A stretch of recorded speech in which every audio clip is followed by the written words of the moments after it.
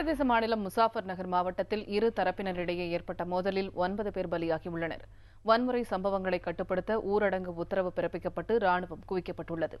கலவரத்தில் ஒரு பத்திரிகையாளர் உட்பட 9 பேர் கொல்லப்பட்டனர். 30க்கும் மேற்பட்டோர் படுகாயமடைந்தனர். செய்தியாளர்களிடம் பேசிய உத்தரப்பிரதேச மாநில முதலமைச்சர் அகிலேஷ் யாதவ் இச்சம்பவத்திற்கு காரணமானவர்கள் மீது கடும் நடவடிக்கை எடுக்கப்படும் என தெரிவித்தார். பொதுமக்கள் வதந்திகளை நம்பாமல் அமைதி காக்கும்படி கேட்டுக் கொண்டார். கலவர பாதிப்புக்குள்ளான பகுதிகளில் ஊரடங்கு உத்தரவு பிறப்பிக்கப்பட்டு பாதுகாப்பு பலப்படுத்தப்பட்டுள்ளது.